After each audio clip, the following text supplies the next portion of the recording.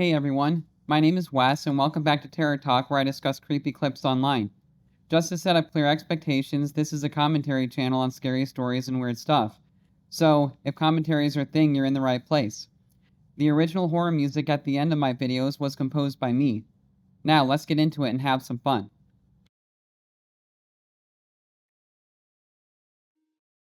My family is a group of homebodies that don't travel. So everyone was surprised when my aunt proposed a trip to one of Michigan's Great Lakes. We agreed, wanting to create new memories together. My cousin booked a spacious Airbnb that could somehow accommodate all 18 of us, which felt like a miracle considering the price. The house sat right on the beach with gorgeous lake views that stretched for miles, almost like an ocean.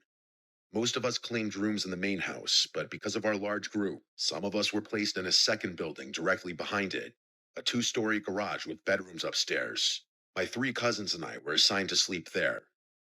At first, we didn't think much of it. We spent most of the first day enjoying the hot tub, relaxing on the beach, and soaking in the scenery. It wasn't until night that we entered the garage for real. The space was outdated and neglected, with carpeted bathrooms that smelled like mold, stained bed linens, and a poorly secured latch on the door. Have you ever taken a large family trip like this? And then really scary stuff started happening for me? Not really. All my family trips have been sort of fun, or a lot of fun for the most part. And it's just me and my immediate family. But dang, 18 people is a lot of people to have in one kind of space, isn't it? And yeah, have you ever experienced something really scary happening like that on a family trip? I feel like it happens more often than we realize because there's a lot of crazy stuff and scary stuff that happens out there that we just don't hear about.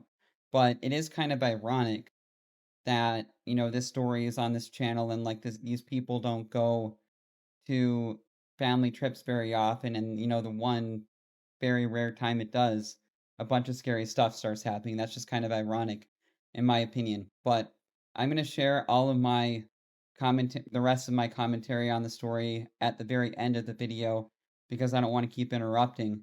So I'm just kind of trying this out and seeing how it goes. But yeah, let's get into it. Clearly, the cleaners focused on the main home and ignored the garage.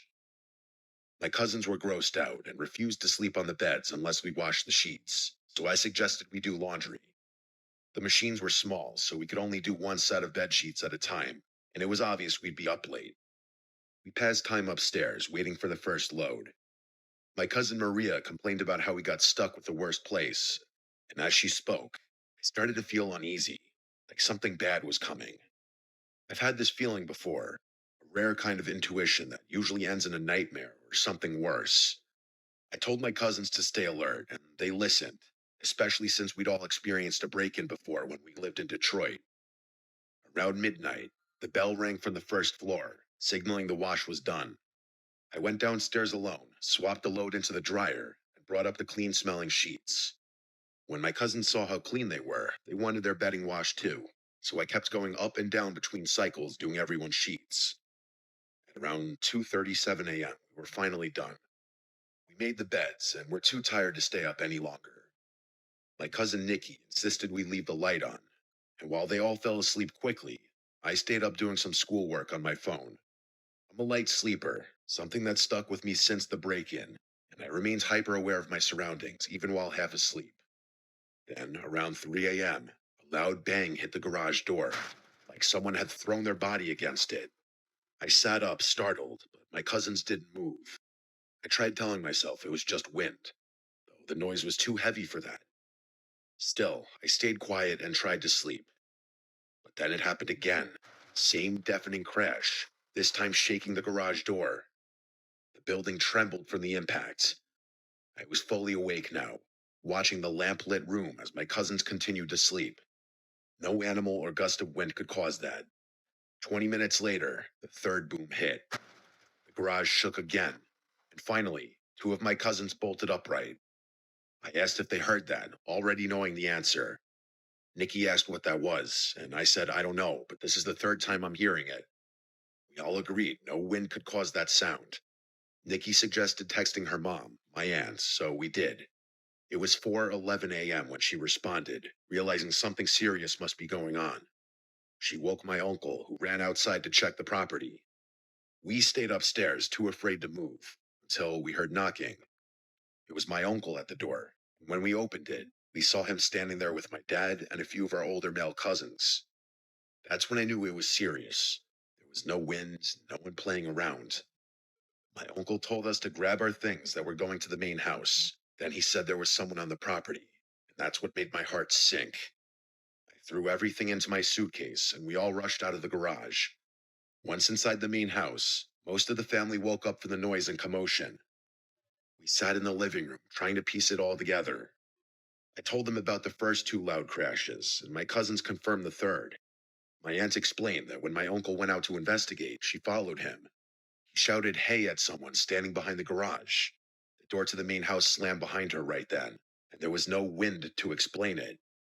She feared someone might have slipped into the house, so she ran to wake my dad and cousins.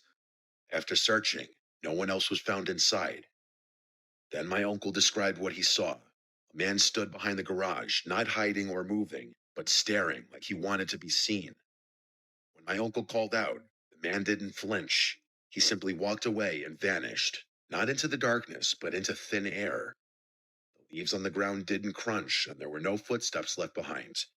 My uncle's not someone who makes up stories either. He's a serious, logical man, which made everything scarier.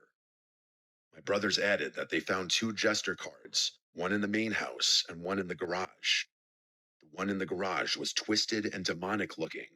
One cousin pointed out that jesters symbolize mockery, and the loud sounds happened around 3 a.m., the so-called devil's hour.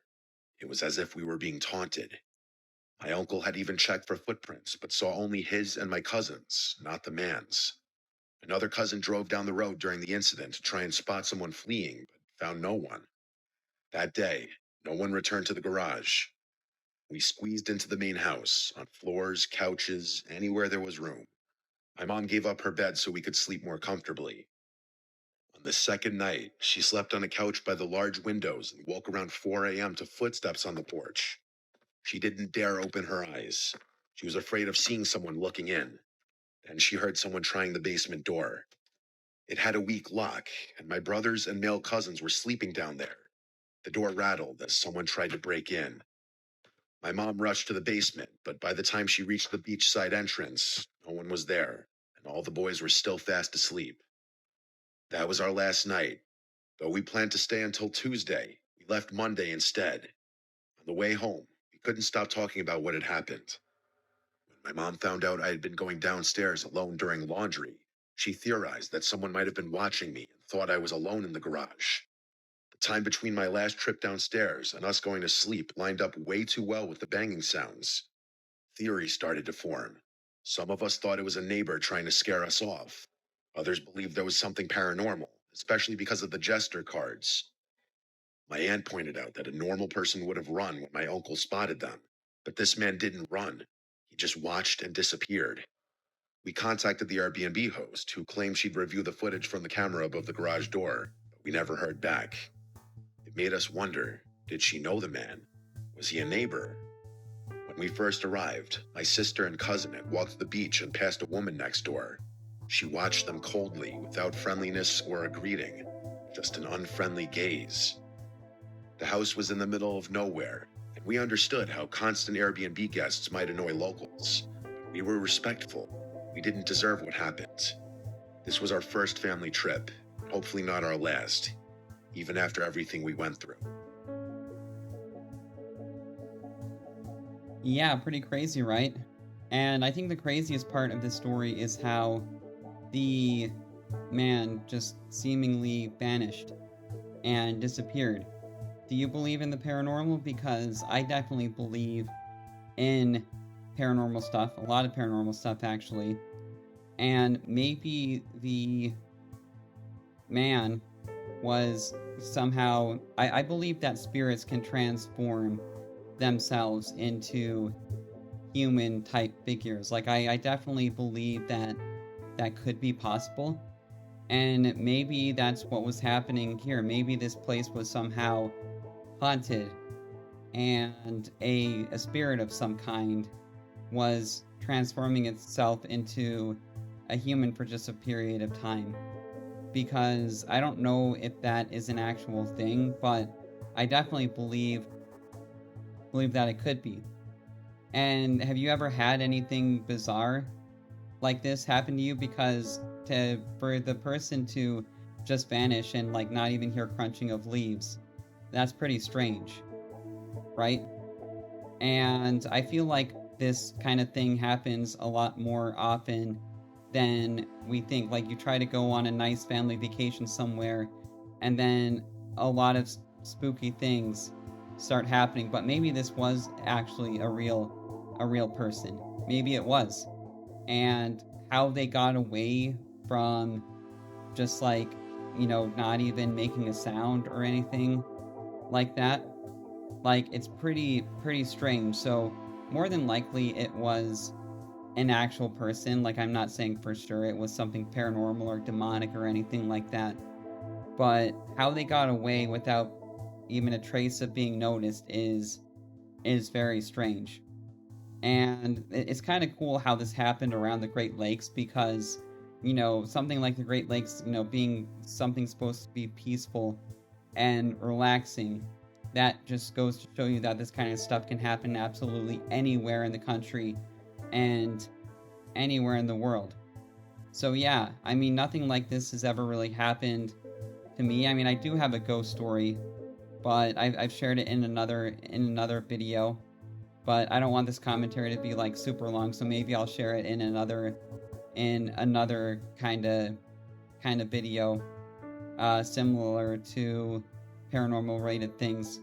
But either way, I hope you enjoyed my commentary and the music, and I will see you in the next video.